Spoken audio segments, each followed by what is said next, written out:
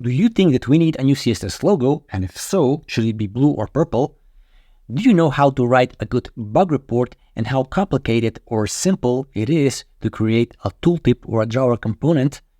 Find out all of this and more in the next few minutes. This episode is sponsored by Product for Engineers. More on this fantastic newsletter in a bit. In August 2024, Adam Argyle raised a question about creating a new CSS logo as a part of CSS Next project, and I talked about CSS Next before in terms of defining versions of CSS to help with marketing of the language, and creating a new shiny logo for CSS is a part of that marketing effort to get CSS in front of more developers, to get more people interested and excited about learning new CSS features, and we do have plenty of those. In this issue, Adam outlined the most important requirements about new CSS logo. It should work on big and small sizes, it should be legible, and so on.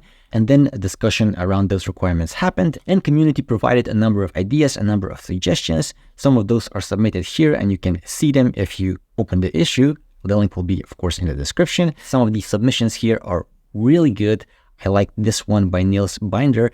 But as the discussion was unfolding, it became pretty clear that the logo should be aligned stylistically with logos that we have for JavaScript, for HTML, and various other languages. Those are pretty much just square logos with designation of the language on it. And about 2 weeks ago, Adam mentioned that after a number of iterations, here are the top 2 candidates. Basically, there are, as I mentioned, square logos with keyword CSS in it.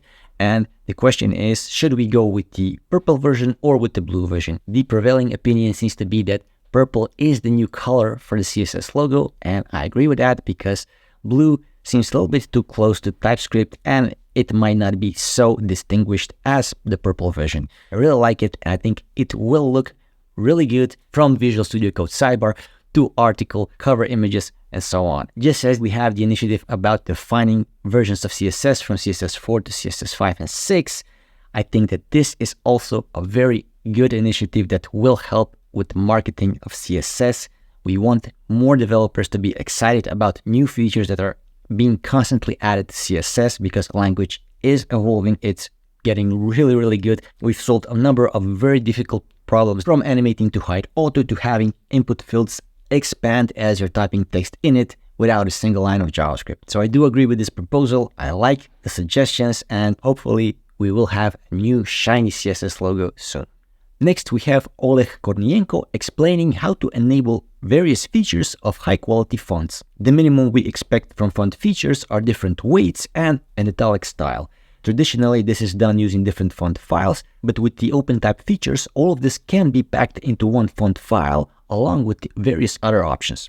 As different fonts come with different features, it's not always possible to know which font will have which features enabled, and that's where Wakamai Fondue application comes in. You can upload your font here, and it will tell you exactly what are the features available for that particular font. Let's upload one font, for example, to see exactly what we can learn. I've downloaded Bungee Spice font from Google Fonts. We'll open it here, and here are all the features that are available in this particular font. This is a TrueType color font with over 1,000 characters.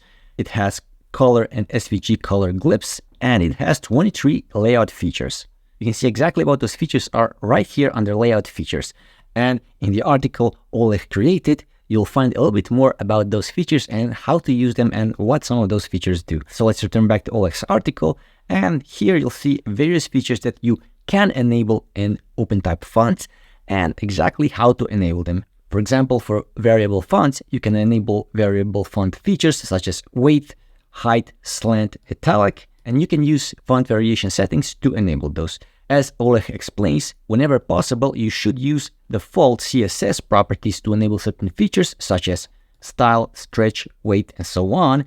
But if those features are not available under normal CSS property, normal in quotes, then you should use font variation settings. The downside of using font variation settings is that it doesn't really play nicely with CSS inheritance, because if you defined font variation settings as width 75, then if you have an emphasis element within that paragraph and you define that emphasis with a slant of -5, then this will overwrite font variation settings set on the parent element, which is absolutely expected in CSS. but it's not really what you want to see. So just know that you cannot rely on inheritance when using font variation settings. You will need to redefine every feature for every element. In any case, this is a really nice article and a really nice overview if you want to get more out of your fonts.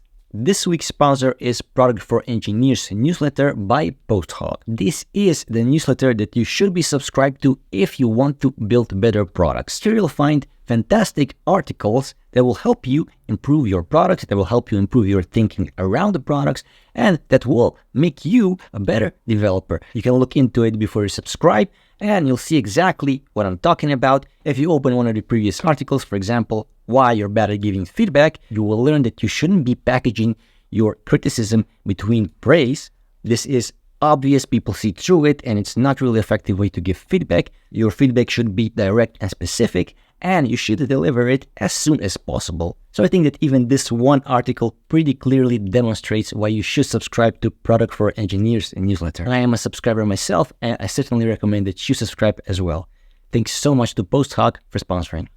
Next, we have a simple online tool that will help you write better bug reports. A good report, as you probably know yourself, should contain steps to reproduce the bug, expected versus actual results, or, well, this is what we're getting, this is what we expect to be getting here when we're using this feature, for example, and so on. This is a really nice overview that you can consult whenever you need to report a bug. So if you want somebody working on customer support on your product to give you better bug reports, you can send them a link to this particular tool, and you can use it yourself. You can consult it yourself whenever you need to report a bug, whether that's some app that you're using yourself and you want to report a certain bug that you found, or if you want to report a browser bug that you found.